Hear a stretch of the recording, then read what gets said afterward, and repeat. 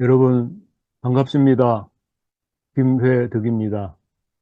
오늘 이 시간에 신통일한국론 제1강좌를 시작하도록 하겠습니다.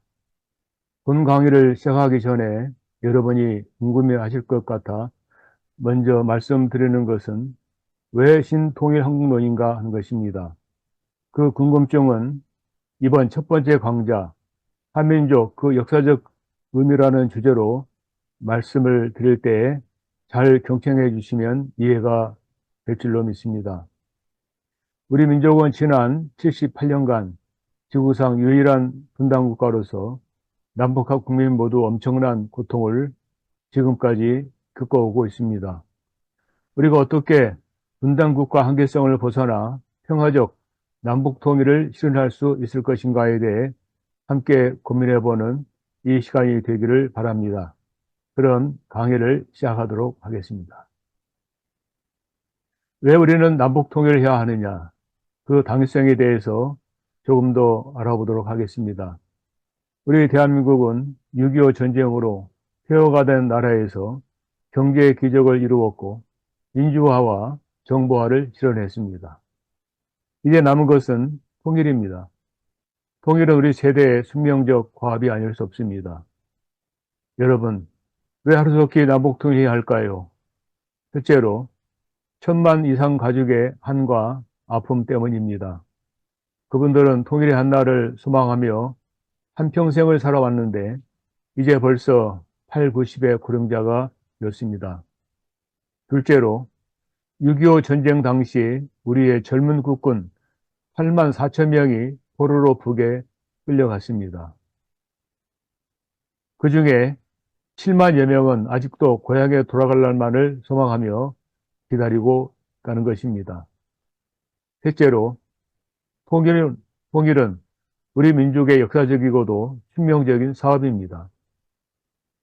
5천년 긴 세월 한반도를 지켜왔던 조상들이 이 시대의 우리 후손들에게 지구상 유일한 분단국가가 된 조국의 통일을 간절히 염원하고 있다는 것을 결코 잊어서는 안 될 것입니다.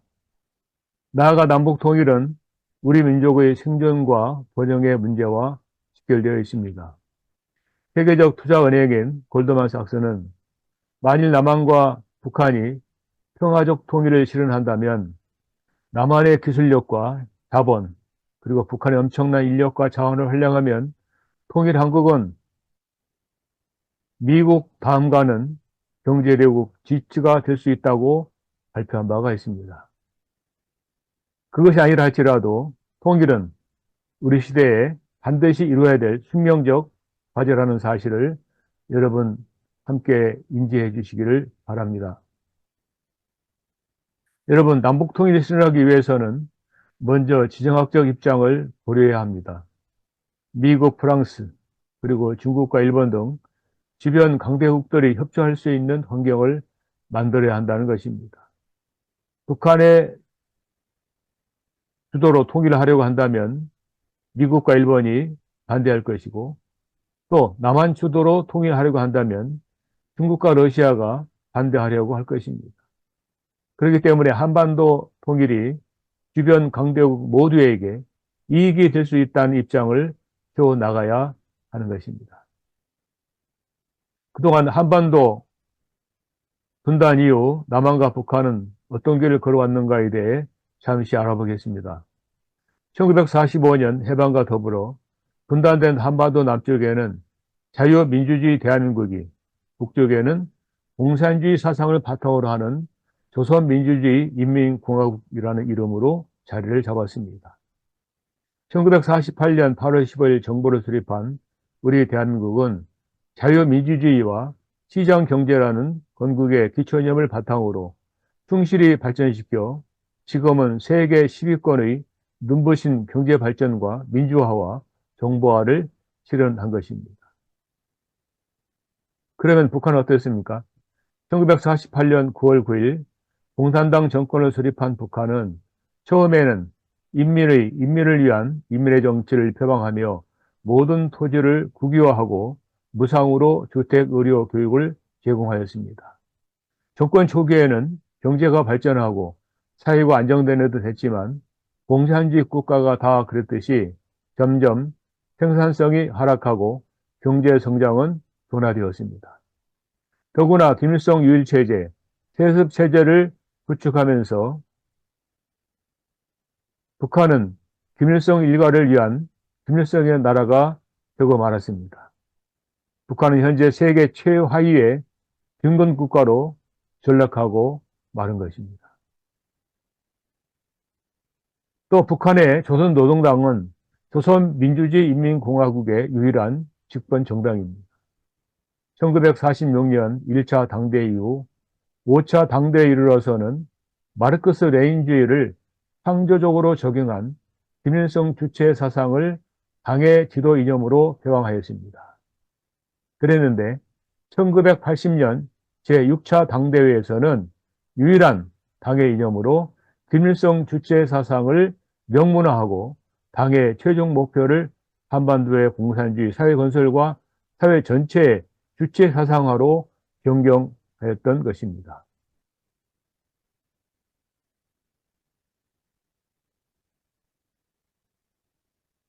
그동안 남한과 북한은 한반도 통일을 여러 가지 방안들에 대해 제시해왔는데 잠시 살펴보겠습니다. 지금까지 남한의 통일 방안을 살펴보면 북한은 고려 연방제라는 변함없는 제안을 고집하고 있는 데 비해 대한민국에서는 대통령이 바뀔 때마다 통일 방안도 바뀌었습니다. 이승만 정부로부터 지금의 현 정부에 이르기까지 다양한 방안을 제시했지만 그 제안들은 결국 하나의 방안 제시로만 끝났던 것입니다. 특히 북한은 끊임없이 고려 연방제 통일 방안을 제시해 왔는데 문제는 그 전제 조건이 대한민국의 국가보안법 폐지, 주한미군 철수, 보안법 철폐로 공산주의 활동을 합법화하려고 하는데 이는 도저히 수용할 수 없는 조건들이기 때문에 결과적으로 남북 모두의 통일 방안은 결국 구호로만 그쳐왔다고 볼 수가 있겠습니다. 그동안 북한에서는 한반도 역사에 대해서 그들의 변증법적 유물서관에 입각해서 해석을 해왔습니다. 북한은 민족의 역사를 계급투쟁사에 뜯어맞춰 날짜하고 있는데 역사란 공동생산을 공유한 원시 공동사회에서 출발하고 생산수단의 소유와 착취로 얼룩진 계급사회를 거쳐 다시 생산수단이 공유된 공산주의 사회로 귀결된다는 주장하고 있는 것입니다. 한민족 역사에 대해서도 생산수단인 토지를 봉건 귀족이 강탈하고 착취당한 봉건시대가 삼국시대, 고려, 조선시대이며 프롤레타리아 계급이 착취당한 시대가 자본주의 사회라는 것입니다. 결국 한민족의 역사는 공산주의 사회로 귀결된다고 보고 있는 것입니다. 그러나 여러분은 한민족 역사를 어떻게 생각하고 계십니까? 우리 민족의 역사는 결코 계급투쟁사가 아닌 것입니다. 외세의 침략에 맞서 민족의 생존을 걸고 싸운 순환 극복의 역사입니다. 수나라 당나라 백만 대군을 물리친 고구려의 을지문덕과 영계의 소문을 우리는 기억하고 있습니다. 그리고 세계를 통일한 몽골 대군이 침략했을 때 강감찬 장군의 용맹함과 팔만 대장경 불교 정토 사상으로 그들을 물리쳤고 또 일제의 총칼 앞에 무장주의로 맞섰던 3.1만세 사건, 대동아 평화를 선언하고 종교와 신분을 떠나 온 결의가 하나 되어 만세를 외친 독립정신 등 이 민족의 순환 극복사에서 어느 한 곳도 계급투쟁의 역사를 찾아볼 수는 없는 것입니다. 따라서 한민족의 역사는 계급투쟁사가 아니라 선악의 투쟁사이고 나아가 하나님의 섭리에 의한 선민의 역사라고 볼 수 있는 것입니다. 이로써 우리는 38선이 단순한 국토의 분단이 아니라 사상과 가치관의 대치선이라는 것을 알아야 하겠습니다. 해방 이후 북쪽에는 소련이 김일성을 앞세워 전 인민에게 무신론 공산주의 사상으로 의식하여 왔고 지금은 김일성 주체의 사상을 태어나면서부터 철저하게 의식과 교육을 해오고 있는 것입니다. 대한민국 남쪽에는 미군이 들어왔고 미국에서 기독교 신앙을 철저하게 해왔던 이승만 대통령이 들어와 종교의 자유를 부여하고 종교의 자유와 민주주의 자리를 굳건히 자리를 잡아왔던 것입니다. 여기까지 내용을 종합해 보면은 지구상 유일한 분단국가인 우리나라의 38선은 단순한 군사적 대치선이 아니라 공산주의와 민주주의 사상의 대치선이고 또 종교와 반종교, 유심론과 유물론이 대치하는 결국 선과 악이 대립하는 가치관의 최일선이라는 사실을 깨닫게 되는 것입니다. 이러한 선악의 가치관의 대립을 어떻게 해결하느냐가 문제입니다. 이 사상적 대치 상태를 해결하지 않고 진행하는 통일 방안은 사실상 허구적이라는 사실을 깨달아야 할 것입니다. 여러분, 어떻게 남북의 서로 다른 사상과 이념, 그리고 체제의 분단 문제를 슬기롭게 해결할 수 있겠습니까? 사실 남북 분단은 이제 78년이 됐지만 본래 우리 민족은 5천년이라는 유구한 역사를 통해서 많은 외침을 받아오면서도 하나의 민족으로 굳건하게 이어져 온 저력 있는 민족입니다. 그럼 연면이 이어져 내려온 우리 한민족의 정통성은 무엇이었던가에 대해 한번 살펴보도록 하겠습니다.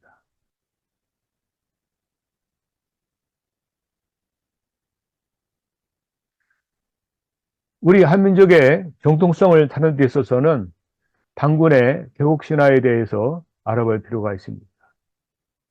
우리 한민족에게는 5천년간 이어져 오고 있는 당군의 개국신화가 있는 것입니다.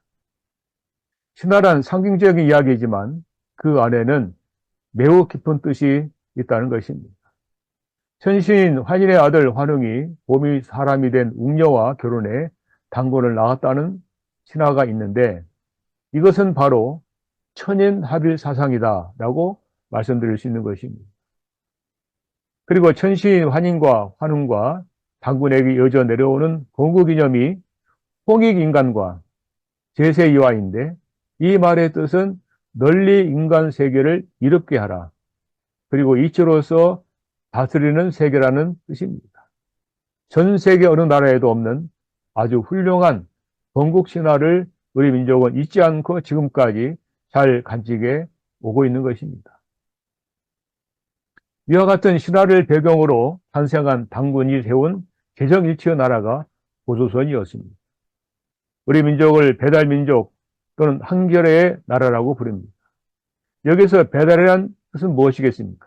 그것은 어둠이 없고 죄악이 없는 선과 도의 밝음과 평화의 이상향을 뜻하는 것입니다. 또 한민족의 한이란 말 역시 박다는 의미를 가지고 있는 것입니다. 원래 우리 한민족이 공경해온 하늘에 계신 하느님은 한인, 환웅, 황검, 삼신이 하나로 일체가 되신 하나님을 뜻하는 것입니다.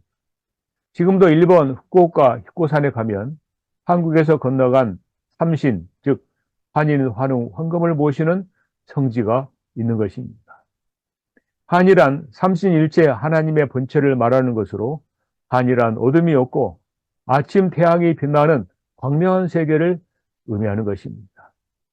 우리가 아침에 날씨가 밝으면 뭐라고 합니까? 날씨가 환하게 밝았다.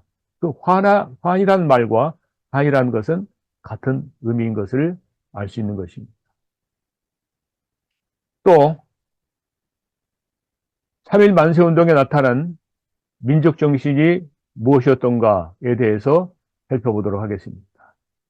일제 포갑적인 식민지 지배에 대한 민족의 저항으로 시작된 3.1운동은 군국주의 체제에서 자주 독립의 가능성이 사실 전무한데도 불구하고 잔인한 무력 앞에 맨몸으로 맞선 무저항주의의 운동이었고 단순히 우리 민족뿐만 아니라 대동아 전체의 평화에 기여한다는 열린 민족주의의 운동이었던 것입니다. 우리 대한민국이 한반도에 정통성을 잇는 이유는 첫째로 대한민국은 3.1운동의 정신이 이어받은 나라이기 때문입니다. 다음으로 3.1운동이야말로 양심의 명령에 따라 신분과 계급, 이념과 종교를 뛰어넘은 민족운동이었으며 온 결의가 하나 되어 일으킨 최초의 민족적, 나아가 세계적 평화운동이었던 것입니다. 존경하는 지도자 여러분, 3.1 만세운동 당시에 삼천리 밤광 곳곳에서 전 국민이 일제의 총칼에도 벌하지 않고 모두가 소래소래 태극기를 들고 대한독립만세를 불렀습니다. 저는 1982년 박영구가 만들었다는 우리나라 태극기가 우연히 만들어진 국기가 아니라고 생각합니다. 이 태극기의 태국 사상은 우리 민족이 아주 오래전 고대로부터 인식해온 사상인 것입니다. 우주 근본 원인을 음양 태극으로 보았습니다. 태극기의 태극은 바로 창조주 하나님을 의미하는 것입니다. 태극기에는 4개의 궤가 있는데 거는 하늘을 상징하고 봄을 상징합니다. 그리고 고는 땅을 상징하고 여름을 의미합니다. 또 나아가 거는 하늘로서 지압이 남편을 의미하고 고는 지엠이 아내를 뜻하는 것입니다. 그리고 감은 겨울을 뜻하고 물을 의미하는데 이것은 아들을 뜻합니다. 그리고 리는 가을을 의미하고 불을 뜻하는데 이것은 딸을 의미합니다. 그리고 흰색 바탕은 순수함과 평화를 의미하는 것으로서 우리 민족의 전통 속 사상인 홍익인간 사상을 의미하는 것입니다. 한마디로 이 태극기는 하나님을 중심으로 전 인류가 한 가족을 이루는 세계 평화의 사상이 깃들어 있는 것입니다. 여러분, 이런 태극기를 가진 우리 민족은 결코 보통 간단한 민족이 아니라는 것입니다. 우리가 날마다 부르는 애국가에는 하나님이 보호하사 우리나라 만세라는 가사가 있습니다. 우리나라가 역사적으로 수없이 망할 수밖에 없었던 상황에도 불구하고 망하지 않고 살아남은 것은 하늘이 도왔다는 것입니다. 여러분, 우리나라 국가는 무궁화입니다. 끈질기게 피고지고 또 피어 무궁화라고 합니다. 우리나라는 하나님이 도우셔서 절대로 망하지 않고 저 무궁화처럼 활짝 피어날 것입니다. 여러분, 우리 민족은 일제치하에서도 온 백성이 하나가 되어 태극기를 들고 독립만세를 불렀습니다. 이때 상하이에 모인 독립기사들은 상해 임시정부를 만들고 대한민국이란 국호를 정하고 대한민국 임시헌장을 선포했습니다. 이것을 기초로 대한민국 임시헌법이 만들어진 것입니다. 그 내용을 보면 맨 처음에 신인의 일치로로 시작을 합니다. 즉 하나님과 인간의 뜻이 하나가 되어라는 뜻입니다. 그리고 제7주에 보면 대한민국은 신의 뜻, 즉 하나님의 뜻에 따라 건국한다라고 한 것입니다. 여러분, 우리 대한민국은 하나님의 뜻에 따라 세워진 나라라는 것을 깨달아야 할 것입니다. 미래를 예견하는 세계적 석학들은 새로운 문명이 환태평양 지역의 한반도에 탄생할 것이라고 예견해 왔습니다. 특히 인도의 시성이라 불리우는 탁으로는 3.1운동 당시 한국을 보고 동방의 등불이라는 시를 써서 한민족을 예찬하였습니다. 일찍이 아시아의 황금기에 빛나던 등불이 하나인 코리아, 그 등불 다시 한번 켜지는 날에 너는 동방의 밝은 빛이 되리라. 그러한 자유의 천국으로 나의 조국 코리아여 깨어나소서. 시성탁으로는 자유의 천국으로 나의 조국 코리아여 깨어나소서라고 말했습니다. 오늘 여러분 말씀드리는 신통일 한국론의 신은 새로운 신을 의미하기도 하지만 하나님의 신을 의미하는 것입니다. 여러분, 남북 통일을 실현하기 위해서는 먼저 유구한 우리 민족의 정통성을 이어받아 하던 자유 대한민국 국민들이 우리 민족의 정통 사상인 하나님주의로 먼저 하나가 되는 신통일 한국을 이루어야 하겠습니다. 이제 결론을 내리겠습니다. 앞으로 어떻게 남과 북이 서로 다른 체제 문제를 극복하고 신통일 한국을 실현할 수 있겠습니까? 자본주의 체제를 북한에 강요할 수 없습니다. 그렇다고 공산주의를 남한에 강요할 수 있겠습니까? 그것은 더욱 안 되는 것입니다. 그것은 자익도 아니고 우익도 아닌 제3의 체제와 이념이 나와야만 해결할 수가 있는 것입니다. 다시 말씀드려 좌익이 추구하는 평등의 가치와 우익이 추구하는 자유의 가치를 동시에 실현하고 모두가 기쁘게 받아들일 수 있는 하나님주의에 입각한 공생공영 공유주의 체제인 것입니다. 공생이란 경제적으로 모두가 함께 더불어 사는 세상을 만들자는 것입니다. 공영이란 인민을 위한 인민의 정체를 넘어서서 하나님을 부모로 모시고 모두가 다 같은 형제 자매로서 형제를 위한 형제의 정치로서 만인 형제주의 정치라고 말씀드릴 수 있는 것입니다. 마지막으로 공의주의란 모든 사람들이 공적으로나 사적으로나 윤리를 순수하고 실천하는 도의사회를 만들자는 것입니다. 바로 이 공생공영 공의주의야말로 우리의 희망이라고 말씀드릴 수 있는 것입니다. 이에 대해서는 다음 기회에 자세하게 말씀을 드리도록 하겠습니다. 지금까지 북한은 거짓 사상인 김일성 주체 사상으로 무장하여 일종의 신념에 불타고 있다는 것입니다. 우리는 북한 공산주의에 대해서 이론에는 이론으로, 전략에는 전략으로, 조직에는 조직적으로, 그리고 신념에는 더 강한 신념으로 극복해야만 하는 것입니다. 공산주의를 극복한 뒤에 북한을 해방하고 그 후엔 우리가 함께 건설해 주어야 할 것입니다. 남과 북은 참된 하나님주의에 의한 공생공영 공의주의에 의해서만 북한 해방과 남북 통일이 가능한 것입니다. 하나님주의에 의한 공생공영 공의주의는 5천년 한민족 정통성의 회복이며 북한 해방과 세계 평화를 실현하라는 한민족에 대한 하나님의 소명인 것입니다. 이를 구체적으로 실현하기 위한 방안을 제시하고 실천해 나가자는 신통일 한국론이라는 것을 말씀드리면서 오늘 첫 번째 강의를 마치도록 하겠습니다. 끝까지 경청해 주셔서 감사드립니다.